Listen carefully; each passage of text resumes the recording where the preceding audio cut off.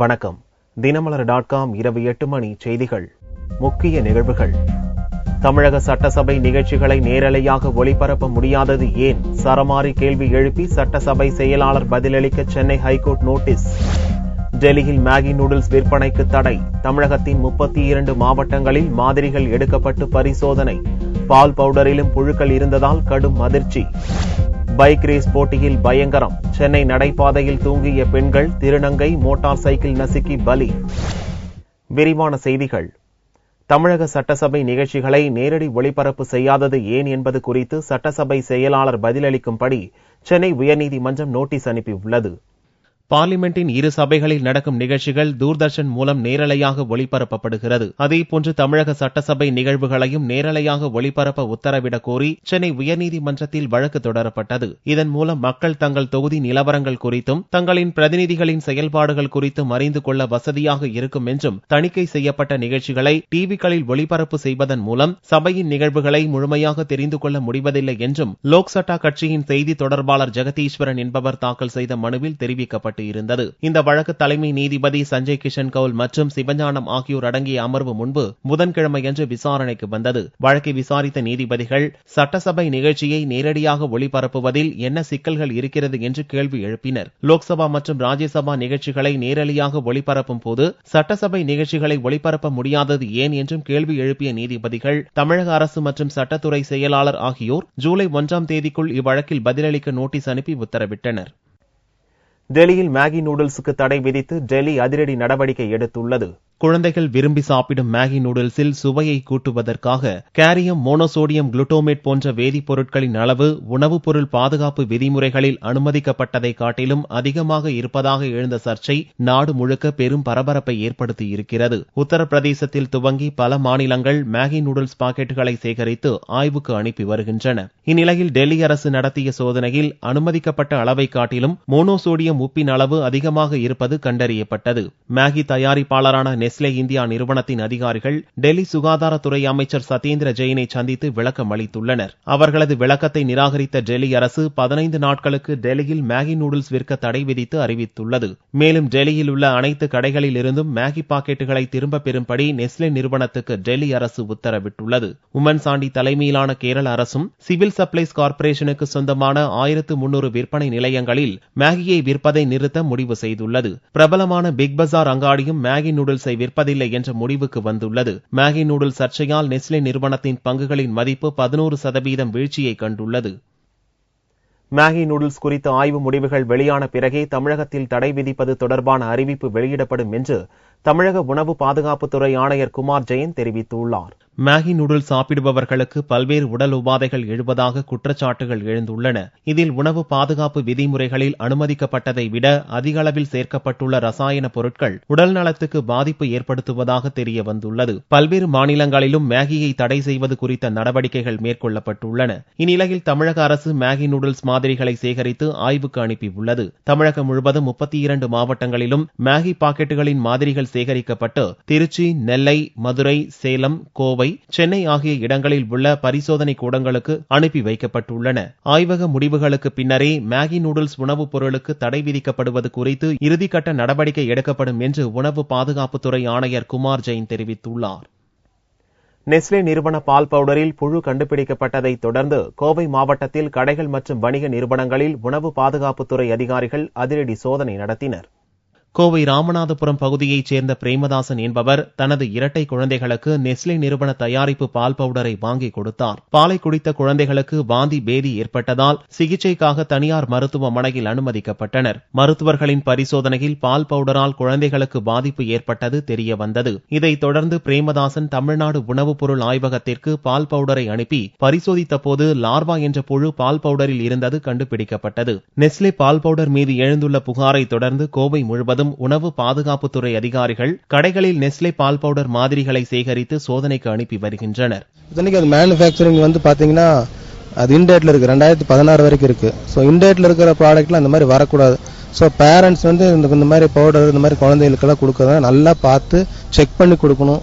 அதுதான் எங்களுடைய இது. இந்த மெசேஜ் அதுக்காக தான், கொஞ்சம் எல்லாரும் அவேர்னஸ்க்காக தான் இதை சொல்றோம்.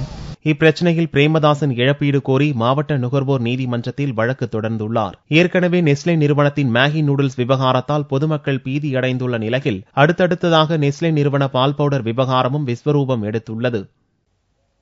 மேகி விளம்பர படங்களில் நடித்து நீண்ட காலமாகிவிட்டதாக அமிதாப் பச்சனும் பிரீத்தி ஜிந்தாவும் விளக்கம் தெரிவித்துள்ளனர். மேகி நூடுல்ஸில் வேதிப்பொருட்கள் அளவுக்கு அதிகமாக இருப்பதாக எழுந்த சர்ச்சையை அடுத்து மேகி விளம்பர படங்களில் நடித்த நடிகர் அமிதாப் பச்சன், நடிகைகள் மாதுரி தீட்சித், பிரீத்தி ஜிந்தா ஆகியோர் மீது வழக்கு பதிவு செய்ய பீகார் நீதிமன்றம் உத்தரவிட்டது. இதனால் அதிர்ந்து போன அமிதாப்பும் பிரீத்தியும் தாங்கள் மேகி விளம்பர படத்தில் நடிப்பதை கைவிட்டு ஆண்டு கணக்காகி விட்டதாக விளக்கம் அளித்துள்ளனர். நடிகை பிரீத்தி ஜிந்தா தனது ட்விட்டர் பக்கத்தில் 12 ஆண்டுகளுக்கு முன்பு மேகி விளம்பரத்தில் நடித்ததாகவும் சமீப காலமாக அதுபோன்ற விளம்பரங்கள் எதிலும் நடிக்கவில்லை என்றும் கூறியுள்ளார். 12 ஆண்டுக்கு முன் நடித்த விளம்பர படத்துக்காக இப்போது எப்படி வழக்கு தொடுக்க முடியும் எனவும் அவர் கேள்வி எழுப்பியுள்ளார். இதேபோல 2 ஆண்டுக்கு முன்பே மேகி விளம்பரத்தில் நடிப்பதை நிறுத்திவிட்டதாக விளக்கம் கூறியுள்ள அமிதாப் பச்சன் இந்த விவகாரத்தில் தனக்கு நோட்டீஸ் எதுவும் வரவில்லை என்றும் தெரிவித்துள்ளார். ஆனால் சமீபத்திய மேகி விளம்பர படத்தில் நடித்துள்ள மாதுரி தீட்சித் மீடியாக்களில் வரும் செய்திகள் தன்னை கவலைக்குள்ளாக்கி உள்ளதாக கூறியுள்ளார். பெரும்பாலான இந்தியர்களைப் போல தானும் பல ஆண்டாக மேகியை ருசித்து சாப்பிட்டதாகவும் மாதுரி கூறியுள்ளார். சென்னை பாரிமுனையில் நடைபாதையில் தூங்கிக் கொண்டிருந்தவர்கள் மீது மோட்டார் சைக்கிள் ஏறியதில் சம்பவ இடத்திலேயே 3 பேர் பரிதாபமாக உயிரிழந்தனர். சென்னை பாரிமுனையில் பூ வியாபாரம் செய்து வருபவர்கள் சின்ன பொண்ணு, சகுந்தலா, திருநங்கை அப்பு இவர்கள் பூ வியாபாரம் முடித்துக் கொண்டு பாரிமுனை திருவள்ளுவர் பேருந்து நிலையம் அருகே உள்ள எம்எல்ஏ அலுவலகம் முன்பு தூங்குவது வழக்கம். வழக்கம் போன்று செவ்வாய்க்கிழமை இரவு நடைபாதையில் அவர்கள் தூங்கினர். நள்ளிரவு நேரத்தில் மின்னல் வேகத்தில் வந்த பல்சர் மோட்டார் சைக்கிள் நடைபாதையில் ஏறி தூங்கிக் கொண்டிருந்தவர்கள் மீது நசுக்கியது. இதில் 2 பெண்கள் மற்றும் திருநங்கை அப்பு ஆகிய 3 பேரின் மார்பு எலும்புகள் உடைந்து சம்பவ இடத்திலேயே பலியாகினர். இதில் மோட்டார் சைக்கிளை வேகமாக ஓட்டி வந்து விபத்தை ஏற்படுத்திய 3 வாலிபர்கள் தூக்கி வீசப்பட்டனர். படுகாயங்களுடன் அவர்கள் உயிர் தப்பினர். சம்பவ இடத்திற்கு வந்த போலீசார் மோட்டார் சைக்கிளில் ஓட்டி வந்த 18 வயது நிரம்பிய சாதிக் மற்றும் பின்னால் அமர்ந்து வந்த 17 வயது நிரம்பிய ஃபெரோஸ் மற்றும் மன்சூர் ஆகியோரை ஸ்டான்லி மருத்துவமனைக்கு அனுப்பி வைத்தனர். இது தொடர்பாக வழக்கு பதிவு செய்த போலீசார் விபத்து ஏற்படுத்திய இளைஞர்கள் மோட்டார் பந்தயம் நடத்தியதால் இந்த விபத்து ஏற்பட்டதா என்ற கோணத்தில் விசாரித்து வருகின்றனர். திமுக தலைவர் கருணாநிதியின் 92வது பிறந்தநாள் விழாவை முன்னிட்டு அவருக்கு கட்சியினர் வாழ்த்து தெரிவித்து ஆசி பெற்றனர். திமுக தலைவர் கருணாநிதியின் 92வது பிறந்தநாள் விழாவை அக்கட்சியினர் தமிழகம் முழுவதும் கொண்டாடி வருகின்றனர். இந்நிலையில் பிறந்தநாள் விழாவை முன்னிட்டு புதனன்று காலையில் சிஐடி காலனியில் கருணாநிதி மரக்கன்று நட்டார். இதைத் தொடர்ந்து காமராஜர் சாலையில் உள்ள அண்ணா நினைவிடம் மற்றும் ஈவேரா நினைவிடத்தில் மரியாதை செலுத்தினார். பின்னர் அண்ணா அறிவாலயம் சென்ற கருணாநிதி கட்சி பிரமுகர்கள் மற்றும் தொண்டர்களை சந்தித்தார். அவருக்கு வாழ்த்து தெரிவிக்கவும் ஆசி பெறவும் கட்சியினர் நீண்ட வரிசையில் காத்திருந்தனர். மலர்கொத்துக்கள், சால்வைகள், மாலைகள் போன்றவற்றை அணிவித்தும் தேர்தல் நிதியை கொடுத்தும் வாழ்த்து பெற்றனர். பல்வேறு தலைவர்களைப் போல வேடமணிந்து சிலர் கருணாநிதியை வாழ்த்துவதற்கு வந்திருந்தனர். முன்னதாக கோபாலபுரம் வீட்டில் ஸ்டாலின், தயாநிதி மாறன் உள்ளிட்டோரும் கட்சியின் முக்கிய பிரமுகர்களும் கருணாநிதிக்கு வாழ்த்துக்களை தெரிவித்து ஆசி பெற்றனர். பிறந்த நாளை முன்னிட்டு மாலையில் ராயப்பேட்டை YMCA மைதானத்தில் நடந்த பொதுக்கூட்டத்தில் கருணாநிதி பங்கேற்றார். கனவு கண்ட நான் விழித்துக் கொண்டேன், ஆனால் மக்கள் இன்னும் விழித்துக் கொள்ளவில்லை என்று கருணாநிதி தனது பிறந்தநாள் செய்தியில் தெரிவித்துள்ளார். RK நகர் சட்டசபை தொகுதி இடைத்தேர்தலில் சமூக ஆர்வலர் டிராபிக் ராமசாமி புதனன்று வேட்புமனு தாக்கல் செய்தார். அதிமுக MLA வெற்றிவேல் திடீரென்று ராஜினாமா செய்ததால் காலியாகி உள்ள RK நகர் தொகுதியில் ஜூன் 27ஆம் தேதி இடைத்தேர்தல் அறிவிக்கப்பட்டுள்ளது. இத்தேர்தலில் வேட்புமனு தாக்கல் புதனன்று துவங்கி ஜூன் 10ஆம் தேதி வரை நடக்கிறது. அதிமுக பொதுச் செயலாளரும் முதல்வருமான ஜெயலலிதா போட்டியிட உள்ள இத்தொகுதியில் அவரை எதிர்த்து போட்டியிடப் போவதாக டிராபிக் ராமசாமி அறிவித்தார். அதோடு தன்னை பொது வேட்பாளராக அறிவிக்க வேண்டும் என்று திமுக தலைவர் கருணாநிதி, தேமுதிக தலைவர் விஜயகாந்த் உள்ளிட்ட பல்வேறு கட்சி தலைவர்களையும் சந்தித்து கோரிக்கை வைத்தார். வேட்புமனு தாக்கல் தொடங்கிய முதல் நாளே தண்டையார்பேட்டை மண்டலம் 4 உள்ள தேர்தல் அலுவலகத்தில் தேர்தல் அதிகாரி சௌரிராஜனிடம் சுயேட்சை வேட்பாளராக டிராபிக் ராமசாமி வேட்புமனு தாக்கல் செய்தார். பின்னர் செய்தியாளர்களை சந்தித்த டிராபிக் ராமசாமி பணத்தை பெற்று ஓட்டு போடாமல் நல்லவர்களுக்கு வாக்களிக்க வேண்டும் என்று வாக்காளர்களுக்கு கோரிக்கை வைத்ததோடு சென்னை மாநகராட்சி ஆணையர் சட்டவிரோதமாக செயல்படுவதாகவும் அவரை மாற்ற வேண்டும் என்றும் வலியுறுத்தினார். பணத்தை வாங்கிக்கொண்டு ஓட்டு போட நிறுத்தி தயவுசெய்து நல்லவர்களுக்கு வாக்களியுங்கள். உலக சாதனை ஏற்படுத்தும் நோக்கில் அனைத்து பார்லிமென்ட், சட்டசபை தேர்தல்களிலும் வேட்புமனு தாக்கல் செய்து வரும் தேர்தல் மன்னன் என்றழைக்கப்படும் பத்மராஜனும் RK நகர் இடைத்தேர்தலில் சுயேட்சையாக புதனன்று வேட்புமனு தாக்கல் செய்தார். அதிமுக வேட்பாளராக அறிவிக்கப்பட்டுள்ள முதல்வர் ஜெயலலிதா வரும் ஜூன் 5ஆம் தேதி வேட்புமனு தாக்கல் செய்வார் என்று எதிர்பார்க்கப்படுகிறது. அரசு அதிகாரி முத்துக்குமாரசாமியை தற்கொலைக்கு தூண்டியதாக சிறையில் அடைக்கப்பட்ட முன்னாள் அமைச்சர் அக்ரி கிருஷ்ணமூர்த்திக்கு நிபந்தனை ஜாமீன் வழங்கி மதுரை உயர்நீதிமன்ற கிளை உத்தரவிட்டது. நெல்லை வேளாண் அதிகாரி முத்துக்குமாரசாமி ரயில் முன் பாய்ந்து தற்கொலை செய்த சம்பவம் தொடர்பாக அதிமுக முன்னாள் அமைச்சர் அக்ரி கிருஷ்ணமூர்த்தி மற்றும் வேளாண் தலைமை பொறியாளர் செந்தில் இருவரையும் சிபிசிஐடி போலீசார் கைது செய்தனர். நெல்லை நீதிமன்றத்தில் ஆஜர்படுத்தப்பட்ட இருவரும் பாளையங்கோட்டை சிறையில் அடைக்கப்பட்டனர். ஏற்கனவே இருமுறை தாக்கல் செய்யப்பட்ட ஜாமீன் மனுக்கள் நிராகரிக்கப்பட்ட நிலையில் அக்ரி கிருஷ்ணமூர்த்தி சார்பில் ஜாமீன் வழங்க கோரி மதுரை உயர்நீதிமன்ற கிளையில் 3வது முறையாக மனு தாக்கல் செய்யப்பட்டது. இம்மனு நீதிபதி கல்யாணசுந்தரம் முன் புதனன்று விசாரணைக்கு வந்தது. சென்னை சிபிசிஐடி அலுவலகத்தில் தினமும் காலை நேரில் ஆஜராகி கையெழுத்திட வேண்டுமென்ற நிபந்தனையுடன் கிருஷ்ணமூர்த்திக்கு ஜாமீன் வழங்கி நீதிபதி உத்தரவிட்டார். மதுரையில் நடைபயிற்சிக்கு சென்ற அதிமுக கவுன்சிலரின் கணவர் வெட்டி கொலை செய்யப்பட்டார். மதுரை வசந்த நகர் 77வது வார்டு வெங்கடாச்சலபுரம் பகுதியின் கவுன்சிலராக அதிமுகவைச் சேர்ந்த ஜெயலட்சுமி என்பவர் பொறுப்பு வகிக்கிறார். இவருடைய கணவர் ராஜேந்திரன் அப்பகுதியின் அதிமுக வட்ட செயலாளராக பொறுப்பு வகித்து வந்தார். புதனன்று அதிகாலையில் நடைபயிற்சிக்கு ராஜேந்திரன் புறப்பட்டுச் சென்றார். ராஜேந்திரன் நடைபயிற்சி மேற்கொண்டிருந்த போது அவரை இருசக்கர வாகனத்தில் வந்த மர்ம நபர்கள் வழிமறித்து சரமாரியாக அரிவாளால் வெட்டிவிட்டு தப்பினர். படுகாயமடைந்த ராஜேந்திரன் ரத்த வெள்ளத்தில் உயிரிழந்தார். சம்பவ இடத்திற்கு வந்த சுப்பிரமணியபுரம் போலீசார் உடலை பற்றி பிரேத பரிசோதனைக்காக மருத்துவமனைக்கு அனுப்பி வைத்தனர். இந்த கொலை சம்பவம் முன்விரோதம் காரணமாக நடந்ததா அல்லது வேறு காரணங்களுக்காக நடந்ததா என்ற கோணங்களில் போலீசார் விசாரணை மேற்கொண்டுள்ளனர். கோவையில் கைதான மாவோயிஸ்டுகளுக்கு ஜூலை மாதம் 2ஆம் தேதி வரை காவல் நீட்டித்து நீதிமன்றம் உத்தரவிட்டுள்ளது. கோவை கருமத்தம்பட்டியில் கடந்த மாதம் ரூபேஷ், சைனா, அனூப் உட்பட 5 மாவோயிஸ்டுகளை தமிழக கியூ பிரிவு போலீசார் கைது செய்தனர். இதில் ரூபேஷ், சைனா தம்பதியினர் மீது கேரளாவில் பல்வேறு வழக்குகள் இருந்ததால் அவர்களை எர்ணாகுளம் போலீசார் விசாரணைக்காக அழைத்துச் சென்றனர். இதனிடையே கைது செய்யப்பட்ட மாவோயிஸ்டுகளுக்கான நீதிமன்ற காவல் புதனன்று நிறைவடைந்தது.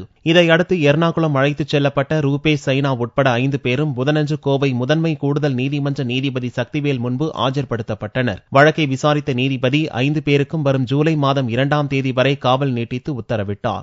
இன்று மாவோயிஸ்ட் வழக்கு என்று சொல்லக்கூடிய வழக்கில கைது செய்யப்பட்ட ரூபேஷ், சைனா என்று சொல்லக்கூடிய அந்த தம்பதியர் கேரளாவினுடைய எர்ணாகுளத்திலிருந்து கொண்டு இங்கே ஆஜர் செய்தார்கள். மற்றவர்கள் கோவை சிறையிலிருந்து மற்றவர்களை 3வரையும் கொண்டு ஆஜர் செய்தார்கள். இந்த வழக்கில் அவர்கள் ரூபேஷ் மற்றும் சைனா தம்பதியரை கேரளாவிலிருந்து கோயம்புத்தூர் சிறையிலேயே அவர்களை வைத்திருக்க வேண்டும் என்று சொல்லி அரசு வழக்கறிஞர் கேட்டுக்கொண்டார். எனவே இந்த வழக்கில் காவல்துறை விசாரிக்க வேண்டி இருக்கின்ற காரணத்தில் காவல்துறை தன் புலனாய்வை இன்னும் முடிக்கவில்லை என்பது காரணத்தினால் அடுத்த மாதம் 2/7/2015 தேதிக்கு வழக்கை ஒத்திவைத்து ரிமாண்டை நீட்டிப்பு செய்திருக்கிறார்கள். இதையடுத்து அனூப், கண்ணன், வீரமணி ஆகியோர் கோவை மத்திய சிறையில் அடைக்கப்பட்டனர். மேலும் ரூபேஷ், சைனா இருவரும் விசாரணைக்காக மீண்டும் கேரளா அழைத்துச் செல்லப்பட்டனர். இலங்கை கடற்படையினரால் சிறைப்பிடிக்கப்பட்ட 14 மீனவர்களை விடுவிக்க வலியுறுத்தி ராமேஸ்வரத்தில் கண்டன ஆர்ப்பாட்டம் நடந்தது. ராமேஸ்வரத்திலிருந்து கடந்த 1ஆம் தேதி கடலுக்கு மீன்பிடிக்கச் சென்ற மீனவர்களை கச்சத்தீவு அருகே இலங்கை கடற்படையினர் சுற்றி வளைத்து 14 பேரை கைது செய்தனர். பின்னர் அவர்கள் மன்னார் நீதிமன்றத்தில் ஆஜர்படுத்தப்பட்டு வரும் 12ஆம் தேதி வரை அனுராதபுரம் சிறையில் அடைக்கப்பட்டனர். இதனை கண்டித்து புதனன்று ராமேஸ்வரம் மீனவர்கள் மீன்பிடி அனுமதி டோக்கன் வழங்கும் அலுவலகம் முன்பு அவசர ஆலோசனை நடத்தினர். கூட்டத்தில் பாரம்பரிய இடத்தில் மீன்பிடிக்க மத்திய மாநில அரசுகள் நடவடிக்கை எடுக்க வேண்டும் என்று தீர்மானிக்கப்பட்டது. இதையடுத்து மீனவர்களை விடுவிக்க வலியுறுத்தி நடந்த கண்டன ஆர்ப்பாட்டத்தில் இலங்கை அரசுக்கு எதிராக கோஷங்கள் எழுப்பப்பட்டன. வரும் 12ஆம் தேதிக்குள் மீனவர்கள் விடுவிக்காவிட்டால் தமிழக மீனவர்கள் அனைவரும் ஒன்றிணைந்து மிகப்பெரிய போராட்டத்தில் ஈடுபடுவோம் என்று மீனவ அமைப்பினர் தெரிவித்துள்ளனர். தங்கத்தின் விலையில் புதனன்று சவரனுக்கு 56 ரூபாய் அதிகரித்து ஒரு சவரன் 20,472 ரூபாய்க்கு விற்பனையானது. 1 கிராம் ஆபரண தங்கம் 2,559 ரூபாயாக இருந்தது. வெள்ளி 1 கிராம் 41 ரூபாய் 30 காசுகளுக்கு விற்பனையானது. பார்வெளியின் விலை 38,590 ரூபாயாக இருந்தது. வேலூர் வாணியம்பாடியில் மழைநீர் பள்ளி வகுப்பறைக்குள் புகுந்ததால் மாணவர்களுக்கு விநியோகிக்க வைத்திருந்த புதிய பாடப்புத்தகங்கள், சீருடைகள் பாழாகின. வேலூர் மாவட்டம் வாணியம்பாடி மற்றும் அதனை சுற்றியுள்ள பகுதிகளில் செவ்வாயன்று நள்ளிரவு முதல் விடிய விடிய மழை பெய்தது. மழையால் வெள்ள நீர் சாலைகளில் பெருக்கெடுத்து ஓடியது. இதனிடையே வாணியம்பாடி நியூடவுன் பகுதியில் உள்ள நகராட்சி உயர்நிலைப்பள்ளி வளாக சுற்றுச்சுவர் காவிரி கூட்டு குடிநீர் தொட்டி அமைப்பதற்காக இடிக்கப்பட்டதால் மழைநீர் வகுப்பறைக்குள் புகுந்தது. இதனால் மாணவர்களுக்கு வழங்க வேண்டிய புத்தம் புதிய பாடப்புத்தகங்கள், சீருடைகள் அனைத்தும் நனைந்து நாசமாகியது. பள்ளி வளாகத்தில் மழைநீர் அதிகமாக தேங்குவதை சீரமைக்க வலியுறுத்தி மாணவர்கள் சாலை மறியலில் ஈடுபட்டனர்.